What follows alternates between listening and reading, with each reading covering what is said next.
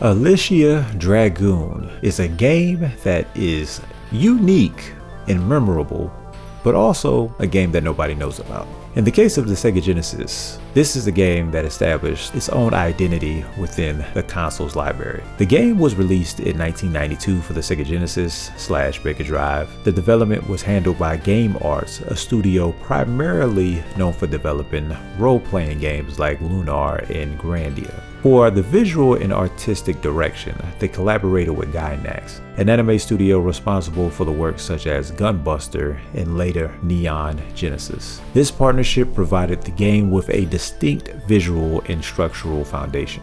During its release period, the Genesis library was filled with fast-paced platforming titles. Alisia Dragoon didn't deviate from this, other than the fact that she's more slow-paced than fast-paced. It's a run-and-gun platformer that feels right at home on the SEGA Genesis. It presented a mix of fantasy and sci-fi elements with a strategic approach to action. Its mechanics were innovative, the difficulty was consistent, and the overall atmosphere set it apart from the typical game. While it may not share the renown of other games, Alisia Dragoon holds a place among dedicated fans and retro enthusiasts. It is often cited as a prime example of a game that succeeded on its own terms, offering substance over spectacle. Over the next 10 to 15 minutes, we'll take a look at Alisia's narrative, the ingenuity of his combat system, the soundtrack, and the reasons for its lasting appeal as a cult classic. So let's begin with the game's story. The game starts with a page of text saying that the world is in trouble again. The player controls Alisia, the daughter of a powerful sorcerer who held the title of Dragoon. The central conflict begins with the return of the antagonistic deity or entity known as Baldour. Baldour manifests in a cocoon on his ship, referred to as the Silver Star that looms over the world. Baldour's forces invaded before, killing Alisia's father before her eyes. This event motivates Alisia to seek revenge and to become the new Dragoon, capable of neutralizing the threat posed by Baldour. The story is largely found in the instruction manual, which was the style at the time, yet the world manages to convey a consistent sense of escalation through the small cutscenes between levels.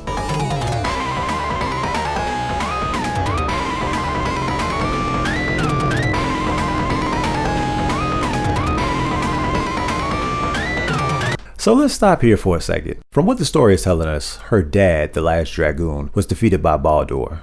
This thing. There's nothing in the story that actually says that Baldour was defeated, so why did he even go back in his cocoon?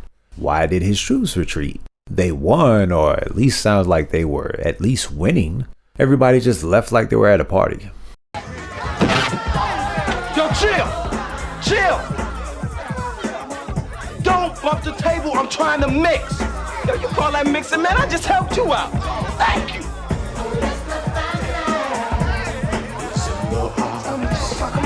Then you get to this point in the game, and Arna says our master has returned to us. So was he always down here and you just found him? If not, why wasn't he with you the entire time? Did Hayato come by and defeat him without anybody knowing? Check out my Kensei retrospective to get that joke, where I'm talking about the ending to be specific.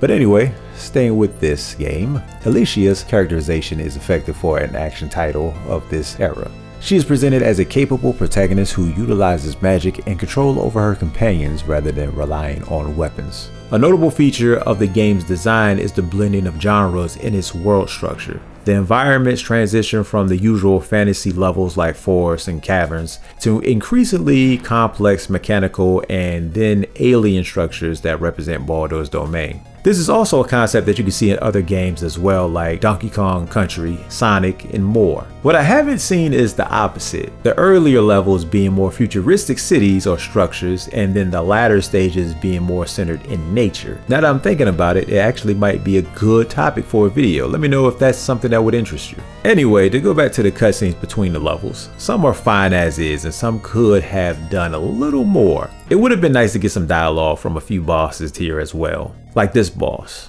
or these two right here. Alisia too, she doesn't actually say anything. The best transition is definitely going from the Silver Star to the main base.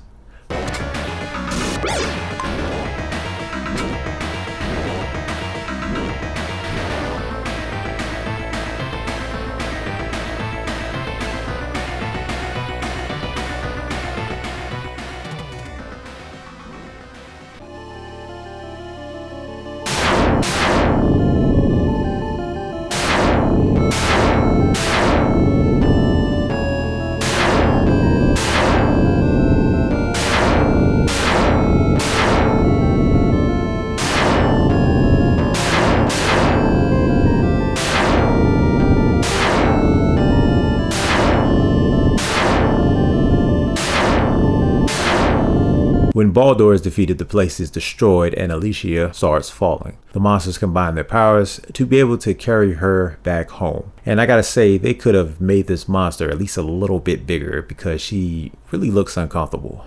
So does the monster.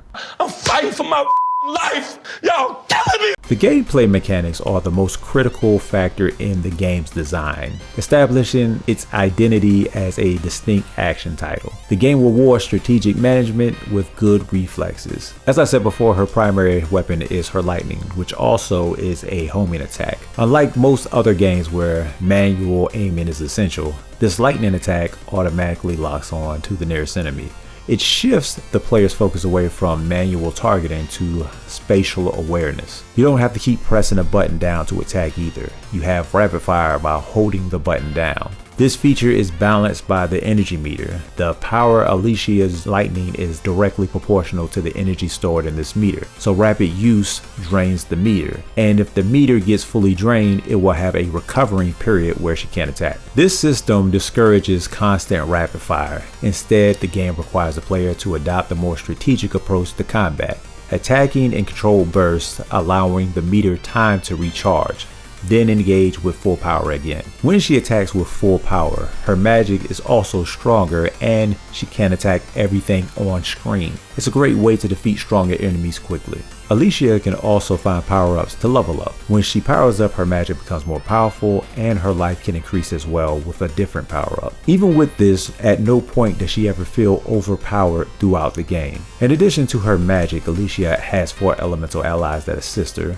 The Dragonfly, which shoots fireballs, the Ball of Fire, which burns enemies on contact, Thunder Raven emits a thunder blast that affects enemies across the screen, and you have the Boomerang Lizard, who hurls boomerangs. The player can switch between these companions instantly, and the game will pause, giving you time to figure out who you want to use without risk. That is something that I do like. These companions are also tied directly to the game's challenge through a light RPG style system. They can be leveled up via collecting a power-up item, increasing their power and life. They go from level 1 to level 3. There are enough power-ups in the game for all the allies to become maxed out pretty early. I wish they would have given the companions more levels to make them more powerful, like them being able to hit level 10 but keep the same amount of power-ups in the game so that only 2 of them could be maxed out at any point in time. It would have given the game more replayability. The manual also said that these companions have 3 different attacks that they could choose from to use when they want to attack, but I have yet to seen more than one. Your companions don't have rapid fire either. Below their health bar, they have a meter, which shows when they're able to attack again. Once it's filled up, they can attack, and then it will drain, which means they have a recharging time. Your companions also possess their own health bars and can be defeated if they sustain too much damage. A defeated companion will remain unavailable until the player finds one of the rare companion resurrection items. When revived, the monster starts back at level 1. The mechanic transformed the pets from a simple offensive tool into managing resources, forcing the player to consider the safety of their companions along with Alisia. Losing a high-level monster can significantly increase the difficulty of the game, especially when you're in the later stages. The level design is challenging and diverse, featuring 8 stages that test different aspects of the player's skills. Stages require a blend of platforming and enemy clearing.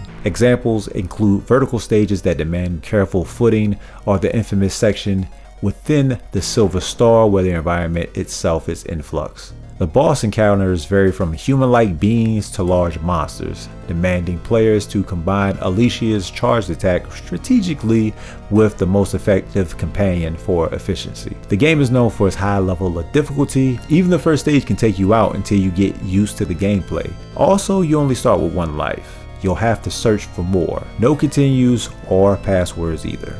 It always sucks to get far in the game to have to start all the way over, but overcoming the game's challenges is always rewarding. The soundtrack to Alisia Dragoon is widely considered to be one of the game's standout elements, earning strong praise from retro players and reviewers. Many highlight the atmospheric, mystical tone which blends fantasy-style melodies with the rich, layered FM-Synth textures characteristic of the SEGA Genesis.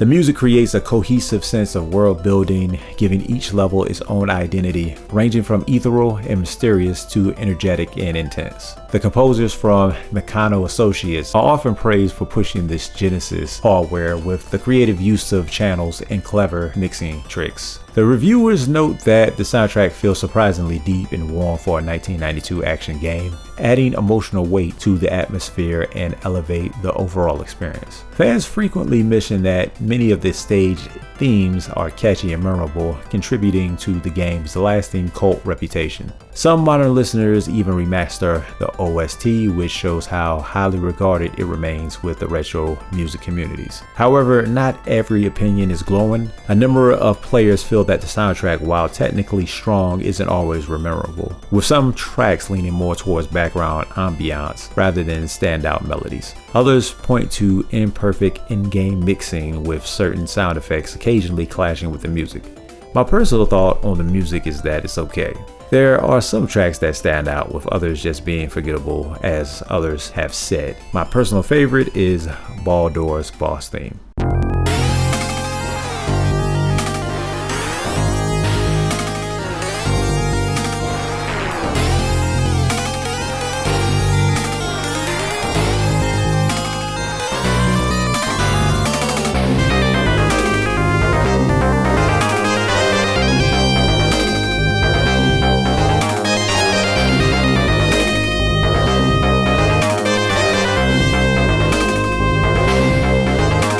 When Alisia Dragoon launched in 1992, it received solid praise from critics. Reviewers highlighted its strong visual, smooth animation, and originality of its main mechanics, especially the homing lightning attack and the companion system. Many saw it as a technically impressive game made by a skilled development team. Despite this, it struggled to stand out in a market dominated by bigger Genesis franchises. To my knowledge, Sega didn't do much, if any, advertising for this game. This is another game I only heard about as an adult. Its high difficulty in unconventional systems may have also made it harder for a wider audience to latch onto. Whatever the reason, the game never became a major commercial success. Instead, it gradually gained a dedicated following and is now regarded as a cult classic. Retro fans also appreciate it for its unique gameplay ideas and challenging design. Today is frequently pointed to as a standout example of creative mechanical design in the 16-bit action genre, and as a noteworthy result of the collaboration between GAME ARTS and GAINAX. The game's lasting strength comes from three main elements: the strategic combat. The energy meter adds structure to Alicia's homing attack, making timing and rhythm more important than rapid button presses. Companion management. Each of the four elemental companions can level up or be lost, which pushes the player to think carefully about how and when to use them. And the unified atmosphere. Meccano Associates soundtrack worked together to blend fantasy themes with a tense sci-fi tone. As far as games on the Genesis goes, it became one of my favorites. It's not perfect, but has way more going for it than it doesn't. It's short, but it's also a fun game. For players who want a tough but fair 16-bit action game with depth and ideas that break from the genre norms, Alisia Dragoon stands out as an essential experience. Thanks for watching. I know this video, like the game, won't get too many people to view it, but I wanted to show some love to the game and the people that made it. If you're into obscure games, check out Ken Saden, or check out my Mega Man retrospectives. I'll see y'all in the next one.